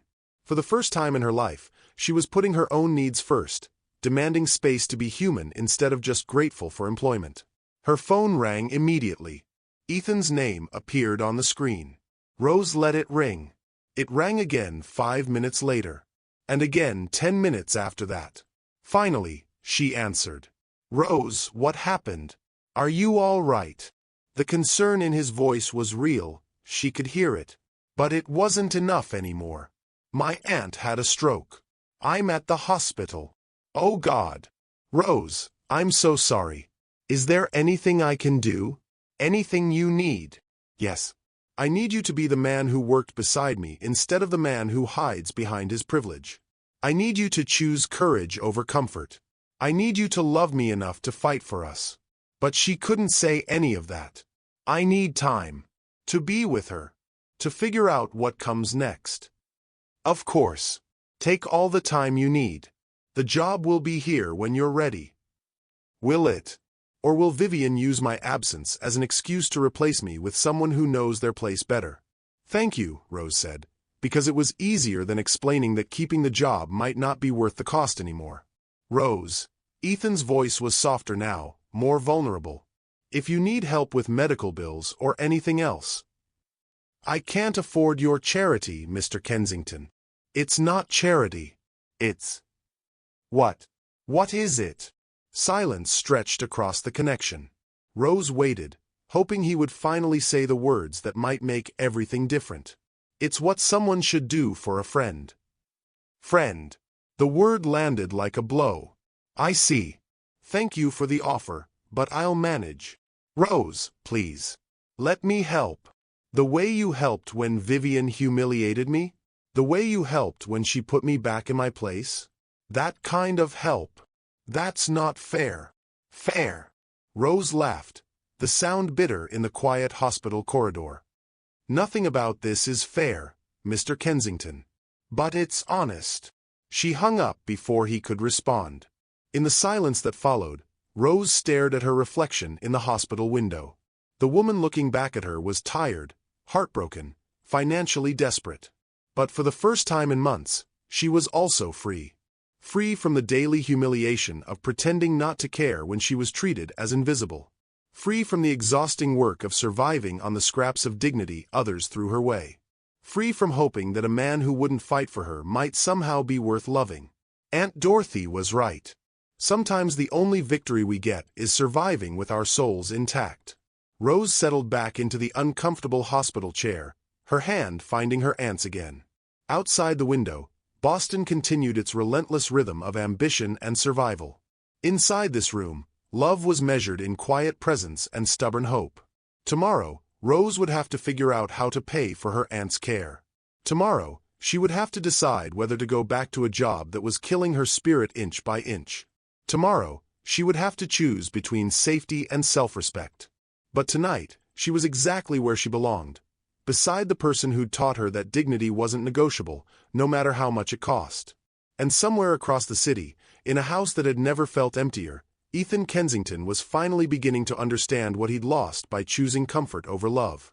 The engagement party was in 2 days, and Ethan stood in his empty house surrounded by florists, caterers, and event planners transforming his home into a celebration of a future he no longer wanted.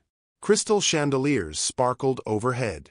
White roses filled every corner. Everything was perfect, except for the gaping hole where his heart used to be. Rose had been gone for 3 weeks and 4 days. Not that he was counting. Vivien swept through the preparations like a general commanding troops, her voice bright with anticipation as she directed the placement of each centerpiece. "The photographer will set up in the living room," she told her assistant, a nervous young man with a tablet. "I want shots of the ring moment from every angle." Ring moment. Tomorrow night, Ethan would officially propose to Vivien in front of 150 of Boston's elite.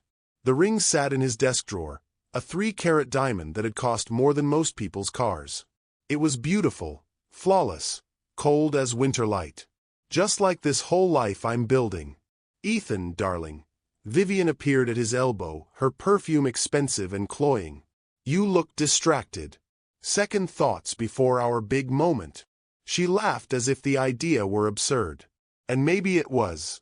Maybe this was exactly the life he'd been raised for, the natural conclusion to 32 years of careful preparation. "I'm fine," he said automatically. "Good. Because I've been thinking about our honeymoon. The Maldives would be perfect, don't you think? We could take your yacht." Ethan nodded without really listening. His mind was across town at Boston General, where he'd been sending flowers every other day for 3 weeks.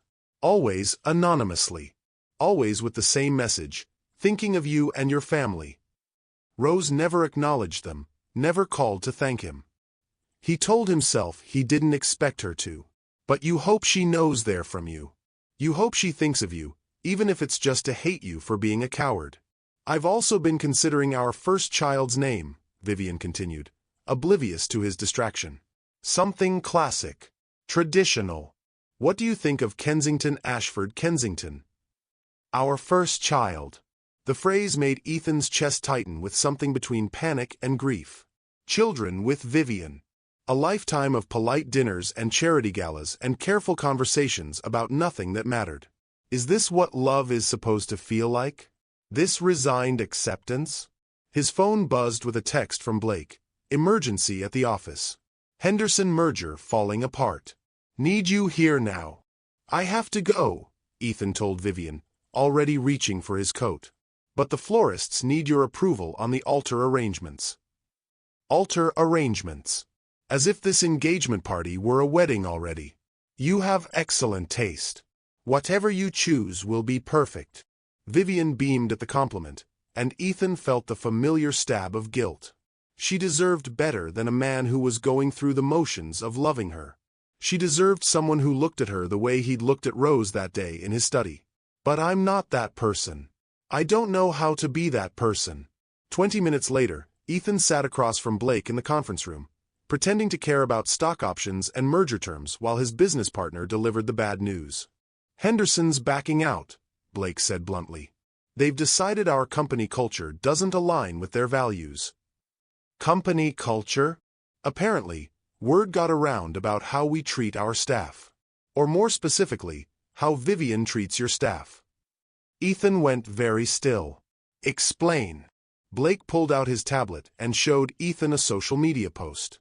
It was from Mrs. Fletcher, Rose's neighbor advocate, and it had been shared thousands of times. I witnessed something this week that I can't stop thinking about. A young woman, working to support her family and pay for school, was humiliated in ways that no human being should endure. She was forced to clean garbage with her bare hands while wealthy people watched and did nothing.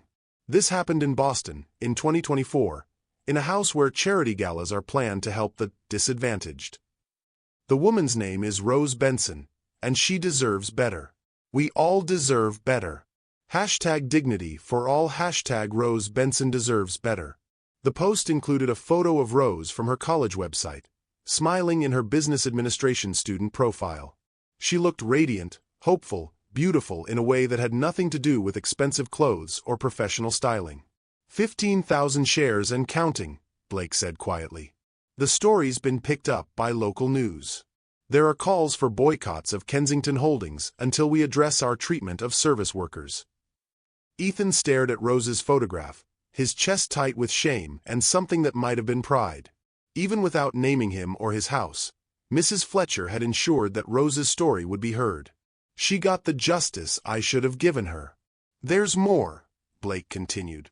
Someone started a crowdfunding campaign for Rose's aunt's medical expenses. It's raised $43,000 so far.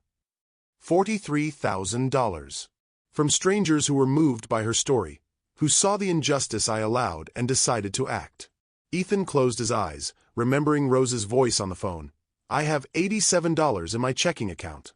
My aunt needs medication that costs $200 a month. While he'd been planning his engagement party, the entire city had rallied around the woman he'd failed to protect. The Henderson deal is the least of our problems, Blake said. Half our major clients are reconsidering their contracts. The board is calling for an emergency meeting Monday morning. But Ethan wasn't thinking about business anymore. He was thinking about a woman who'd cleaned his house with bleeding hands while he stood by and watched. A woman who'd worked beside him with quiet dignity and shared her dreams of building something better. A woman he'd fallen in love with and then abandoned the moment it became inconvenient. I love her. The realization hit him like a physical blow. Not the comfortable affection he felt for Vivien. Not the easy compatibility of shared social circles. Love. Real, transformative, terrifying love for a woman who challenged him to be better than he'd ever imagined possible. And I lost her because I was too much of a coward to fight for what mattered. Cancel the Henderson meeting, Ethan said suddenly. Cancel it? Ethan, this could destroy the company. Maybe the company deserves to be destroyed. Blake stared at him as if he'd announced plans to burn down the building. What are you talking about? Ethan stood up, his mind crystallizing with sudden, perfect clarity. I'm talking about becoming the person I should have been 3 weeks ago. The person Rose believed I could be. Rose. The cleaning woman. Her name is Rose Benson. She's a business administration student at Boston Community College. She's building a company that will treat workers with dignity and respect. And she's the best person I've ever known. Blake's eyes widened with understanding. You're in love with her. Yes. And tomorrow night, I'm supposed to propose to someone else in front of half of Boston society. So what are you going to do? Ethan looked out the window at the city where Rose was probably sitting beside her aunt's hospital bed, where 43,000 strangers had shown her more support than he ever had. I'm going to do what I should have done the moment Vivien humiliated her in my kitchen. I'm going to fight for the woman I love. An hour later, Ethan stood in the doorway of Aunt Dorothy's hospital room. Rose sat beside the bed, her hand wrapped around her aunt's frail fingers. She wore jeans and a simple green sweater, her hair pulled back in a practical ponytail. She was the most beautiful thing he'd ever seen. Hello, Rose. She looked up, surprise flashing across her face before her expression hardened into the polite mask she wore for employers. Mr. Kensington. I wasn't expecting you. I needed to see you. To tell you something important. Rose glanced at her sleeping aunt, then back at Ethan. If this is about work, I'm not ready to come back yet. It's not about work. It's about the fact that I'm in love with you. The words hung in the air between them. Rose's face went very still. You're getting engaged tomorrow night. No, I'm not. Ethan. My name is Ethan. And I'm not getting engaged tomorrow or any other night. Not to Vivien.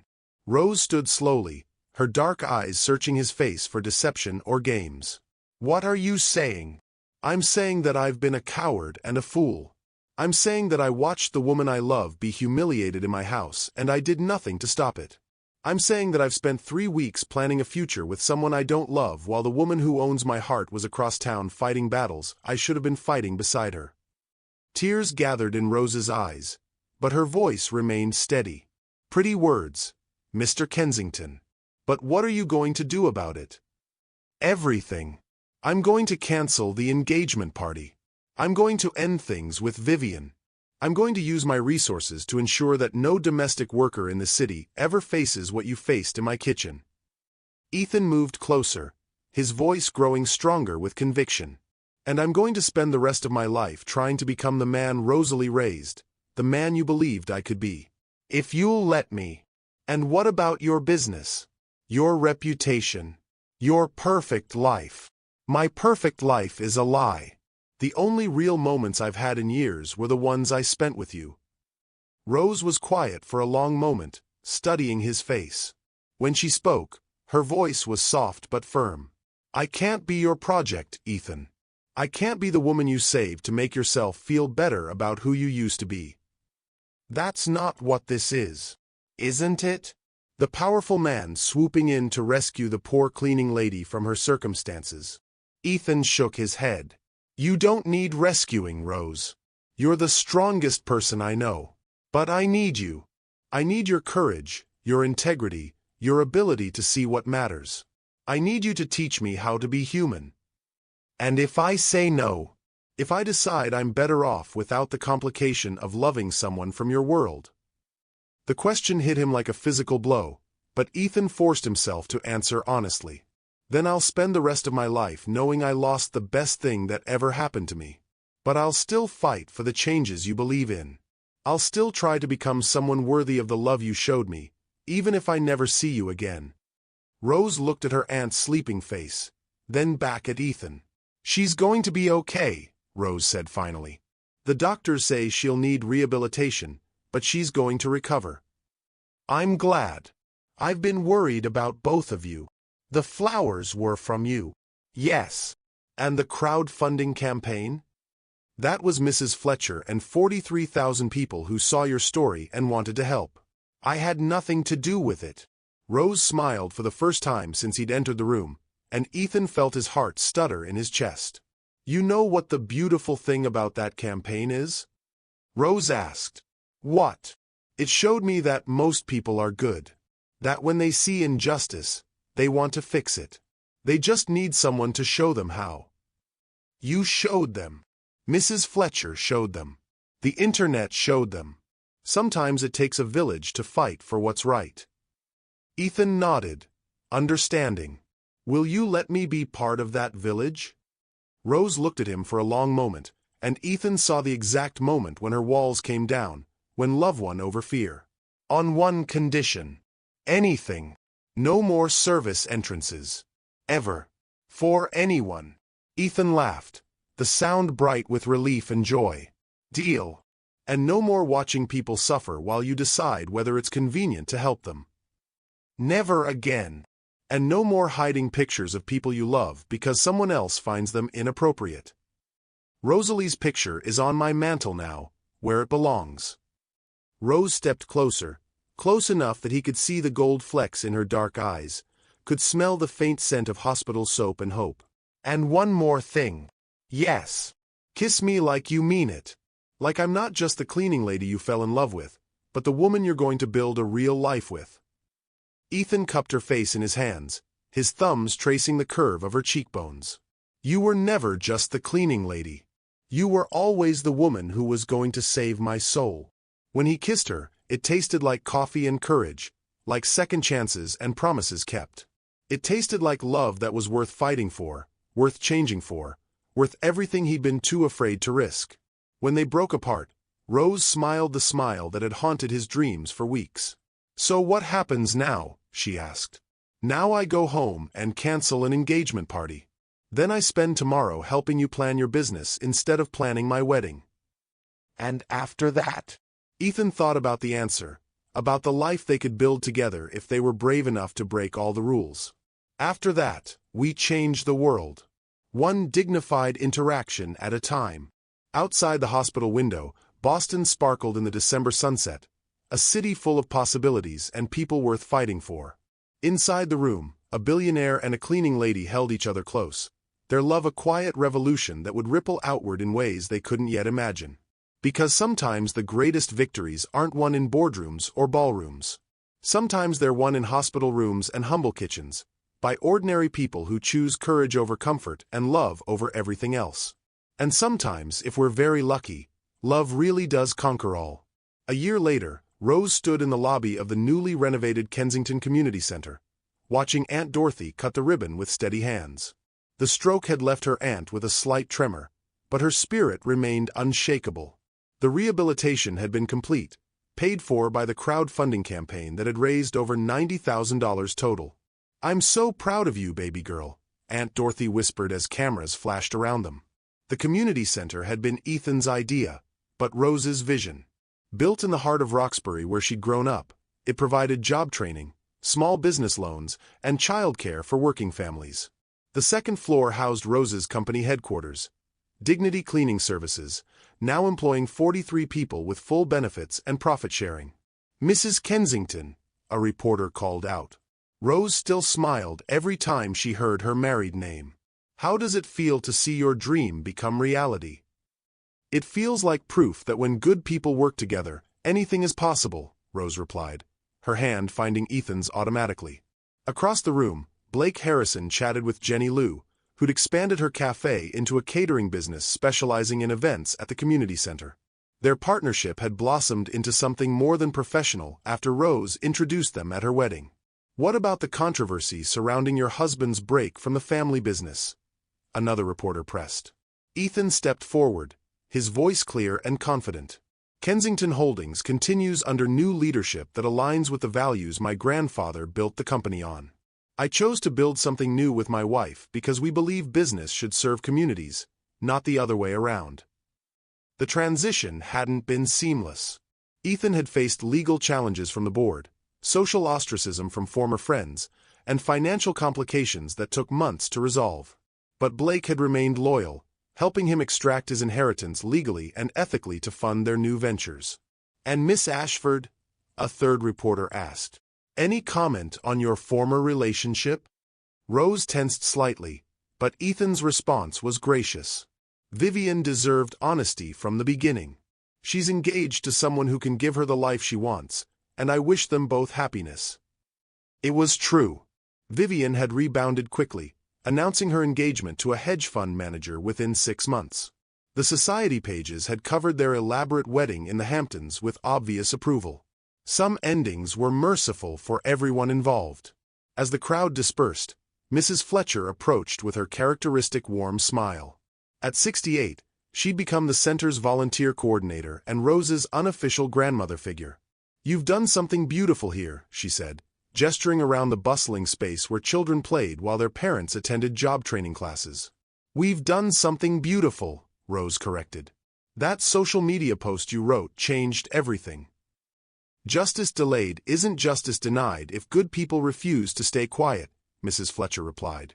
"Besides, I just told the truth. You two did the hard work of living it." Later that evening, Rose and Ethan sat in their modest Cambridge apartment, reviewing applications for the next round of small business loans. The apartment was a fraction of the size of his Beacon Hill house, which he'd sold to fund the community center. But it was theirs, filled with wedding photos, Aunt Dorothy's quilts, and Rosalie's picture prominently displayed on the mantel. "Do you ever miss it?" Rose asked, looking up from a loan application for a woman wanting to start a landscaping business. "The big house, the social events, the easy life?" Ethan considered the question seriously, as he always did when she asked hard things. "I miss the illusion that I was a good person without having to do the work of being one," he said finally. "But I don't miss being empty. I don't miss waking up every day knowing I was wasting the advantages Rosalie died wishing she'd had." Rose nodded, understanding. They'd had this conversation in various forms over the past year, working through the complexity of his sacrifice and her guilt about it. "The Henderson Company called again today," she mentioned casually. "They want to partner with us on a new project." "The same company that canceled their merger because of our company culture?" "The very same. Funny how treating people with dignity suddenly became good business." They laughed together, the sound echoing in their small but happy home. "Rose," Ethan said, setting aside his stack of applications. "I have something to tell you. Good something or bad something?" "Good something. Great something, actually." His gray eyes sparkled with excitement. "Boston Community College called. They want to offer you a full scholarship to complete your MBA." Rose's breath caught. "What?" "Full tuition, plus a stipend for living expenses. They want you to be their first case study in social entrepreneurship." Tears filled Rose's eyes. The degree she'd dreamed of, fought for, sacrificed for, was finally within reach, not as a burden but as a gift. "There's more," Ethan continued. "Harvard Business School wants to interview you for their Social Impact Fellowship. Full funding, 2 years, with a guaranteed internship at any nonprofit of your choice." "Harvard!" Rose's voice was barely a whisper. The same Harvard that wouldn't have looked twice at a cleaning lady 2 years ago. Times change when the right people demand they change. Rose stood and moved to the window overlooking the Charles River, where college students jogged along paths she'd once only dreamed of walking as a peer. "What do you think I should do?"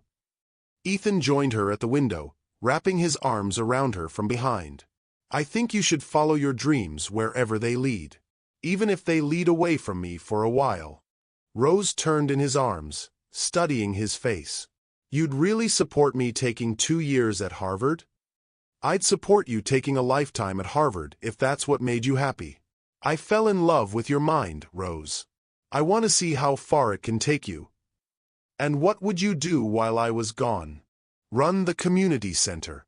Expand our loan program. Try to be worthy of coming home to."